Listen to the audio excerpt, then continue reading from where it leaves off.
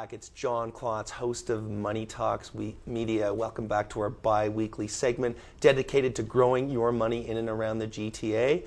And we've got our good friend Stephen Chong, chartered accountant. And we've been talking about how to get ready for this year's tax return. And came up with some really good ideas so people can prepare themselves and save some money. But when Steve and I have been talking, there are some areas in tax that people are not aware of, some really significant tax savings. So maybe you can enlighten us. Yes, John. A lot of it is business related, but they are significant. And for those people who do have a business, one of the biggest tax credits available in Canada is called the Scientific Research Expenditure and Development Tax Credit. That's a mouthful. And people may not be aware of. It doesn't have to be anything involving biology, chemistry, or physics, but if it does, it's wonderful. But very simply, Revenue Canada will give you a tax credit under this title if you are developing a new product or you are improving your production line. And that is really significant savings. Imagine spending $100,000 in direct labor and materials on a new production line and getting a $35,000 tax credit from Revenue Canada. Neat. Now, what sort of things have you seen people be able to take advantage of? Like, without breaching any confidence, can you disclose some of the things you've seen where people were able to get this type of credit? You know what? It's anything involving developing a new product. Is that software? Is that? Yes, software is one of them. Manufacturing and processing of any type of product. Software is very popular, of course, but the thing is, in Ontario, one of our biggest industries is the auto parts industry, and they've been receiving a tremendous amount of scientific research and development tax credit. Any type of manufacturing and processing will qualify. Excellent. And you know how to do that, right? This is a process that you've been through a zillion times? Absolutely correct. Okay, interesting. Nick, let's go through the list. Go ahead. Well, the thing is, depending on the nature of your business, if you are in a trade, if you are hiring an apprentice, there's a tax credit of up to $2,000 per employee. If you have a business but you're not involved in a trade, but you are interested in hiring university and college co-op students, there's a tax credit of around $3,000 for every 4-month co-op term. Now, that's significant. Yeah, that is pretty serious. And what is that? How does that work? Is that? Well, the thing is, essentially, you employ a student from an Ontario university or college. Okay. And that's it. And is there an hourly rate that they have to be guaranteed, or how does that work? No, that's not specified as long as the Ontario college and university is part of a registered co-op program. Okay. Interesting. I mean, it's funny because we're always looking to hire people. Yes. And but I'm wondering if that would apply to our business, the insurance and investment business. I'm not sure what your experience is. There is no restriction on the business. The only restriction is you hire a student that's part of a registered university or college co-op program. Okay, fair enough. Let's go to the next one. Incorporate to qualify for a small business corporate tax rate. Yes.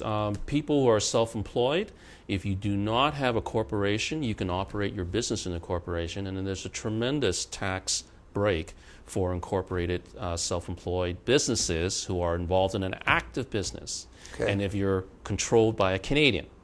The tax rate for 2011 for the first $500,000 of net income is only 15.5%. Now, there's an added bonus here. It's due to drop to about 13.5 or 13%. Assuming the progressive conservative government is not toppled over this issue. Right, and when is that supposed to take place? What's the time frame? Is it this year? Or well, the thing is, I think there might be an election called this year, but I know amongst the minority members of Parliament, they are concerned that the provincial government is, the PC government is dropping the corporate tax rate. But that's to stimulate the economy. That's to have more money in the business's hands, to hire new people to invest in their own business. So there's a philosophy that you can't knock. Okay, interesting. Now we've talked about moving expenses. Yes. But let's talk about life insurance and how is that. Okay. Businesses have to borrow money. They have to borrow money for their working capital, to buy capital investments and things like that. Well, the thing is, if as a condition of the lending of the loan, that life insurance is required, well, the life insurance on that loan becomes tax deductible.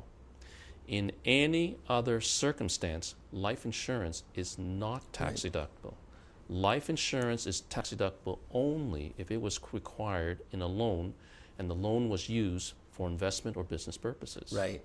And that can be significant, and that is another deduction that people may not be aware of. They are not aware of it. I know, because a lot of in our business, I mean, it's not your tax deductible for the mortgage. Anything else? But certainly for the business to take out that insurance on that business loan, or well, it's deductible for the mortgage if it was an investment property. right.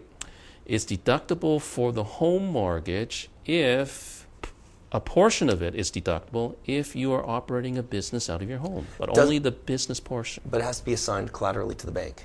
Yes. Yes. Well, yes. Yeah. No, just for out of reference, Yes, obviously. yes. So the bank is the beneficiary, and Yes, that's the intention for the life insurance, right, of course. right. Interesting. Okay. Employing family members. That's always a good one. Yes. You know, Yes. I'm paying my 8-year-old daughter $40,000 a year to do my filing. Well, John, if you have an exceptional 8-year-old who actually does help you at your office, That's right. you have a tax deduction. Exactly. And the thing is, I don't, by the way, but just carry on. and we're not. And you know what? We're not making fun of this. Yeah. John, you know what? You may not know this. I grew up on a farm. Yeah. And amongst the farming community, everyone, every farmer, their child, as long as they're walking, they were probably helping on the farm. You got it. And in that particular example, you know what? People as young as 6, 7, or 8 years old are working Yep. on a farm. And if that parent paid that child for working on the farm, that is tax deductible. And for any other business, if you have a business and your child is helping you and you pay them a reasonable salary, that is tax deductible to the self-employed parent. Okay. And then that can be a tremendous savings. Savings. Let's keep going. Capital gains, recapture. Okay, capital gains. People with businesses, if you also own property in your business. If you are involved in an active business again, and what is an active business? An active business is business where the income is not rent, dividends, interest, or royalties. Let's take a car repair shop, for example. The car repair shop operates for a number of years and has to expand. Sells the old building that it's owned for 10 or 20 years and incurs a gain. Ordinarily, there's taxes on the capital gain. But if that same business bought another building of equal or greater value, the capital gain on property 1 is deferred until property 2, the new location, is sold. So the thing is, that is a complete tax deferral. Interesting. And you see a lot of that? Is that... You know what? I do not see a lot of it because a lot of people are not aware of it. Interesting. And it's probably too late by the time they're aware of it. Well, it's not too late from another point of view. You can always adjust for the prior years. Right. You can always submit an adjustment to correct something that was not brought to your attention by the tax advisor you had at that time. The problem is they're not your clients, Well, Steve, and they need to be. They need to talk to you. You're a smart guy. Okay, right. Let's carry on. Retirement allowance.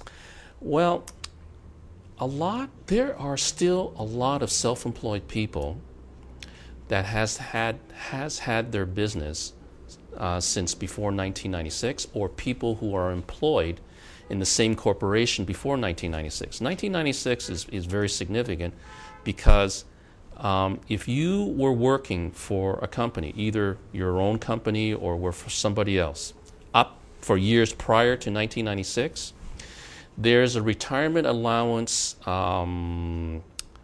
provision that allows you to transfer all or part of your severance all to an RSP. Yeah, and that's for older workers, obviously. Those are older workers, yeah. but it still happens. No, I'm sure. The thing is, one of my clients who've operated a business since the late 1970s, husband and wife, They're retiring. They're going to be transferring their corporation, their business to their sons. Well, essentially, we take them off the payroll. We pay them each a $70,000 severance. None of it is taxed because it all qualified for this severance rollover for all the years they've worked up till 1996. It went directly to their RSP. Interesting. And I know I'm involved in that. We see that as in terms of pension rollovers and things like that. It's a great thing. Okay. Lastly, let's talk about RCAs and IPPs. Yes. And carry on. RCAs and IPPs, if you have a Canadian corporation that you own, it's probably one of the biggest and best tax-saving procedures a self-employed person with a corporation can participate in. And let's call it what it is. RCA. RCA, it's a retirement compensation arrangement. An IPP is an individual pension plan. They're both private pension plans with different characteristics. Yep. But what is common, it allows for contributions to pension plans greater than annual limits set by RSPs. Yep.